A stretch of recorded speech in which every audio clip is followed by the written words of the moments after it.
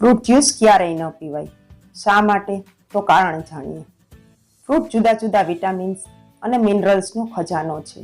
એટલે આમ જોઈએ તો શરીર માટે જરૂરી પોષક તત્વો ફ્રૂટ ખાવાથી મળે. પણ જ્યારે ફ્રૂટમાંથી જ્યુસ બનાવીએ ત્યારે તેમાં પાણી અને ખાંડ ઉમેરી અને ગાળીને જ્યુસ બનાવવામાં આવે.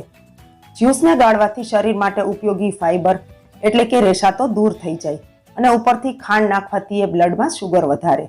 માટે ફ્રૂટના જ્યુસને બદલે ફ્રૂટ જ ખાવા. ફ્રૂટને ક્યારે અને કેવી રીતે ખાવાથી તેનો મહત્તમ ફાયદો મળે છે તેનો વિડીયો ચેનલ ઉપર આપેલો છે, જે જરૂર જુઓ. ફ્રૂટ જ્યુસ ક્યારેય ન પીવાય. શા માટે? તો કારણ જાણીએ. ફ્રૂટ જુદા જુદા વિટામિન્સ અને મિનરલ્સનો ખજાનો છે. એટલે આમ જોઈએ તો શરીર માટે જરૂરી પોષક તત્વો ફ્રૂટ ખાવાથી મળે. પણ જ્યારે ફ્રૂટમાંથી જ્યુસ બનાવીએ ત્યારે તેમાં પાણી અને ખાંડ ઉમેરી અને ગાળીને જ્યુસ બનાવવામાં આવે.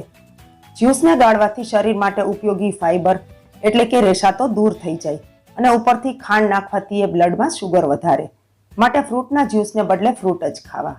ફ્રૂટને ક્યારે અને કેવી રીતે ખાવાથી તેનો મહત્તમ ફાયદો મળે છે તેનો વિડીયો ચેનલ ઉપર આપેલો છે, જે જરૂર જુઓ.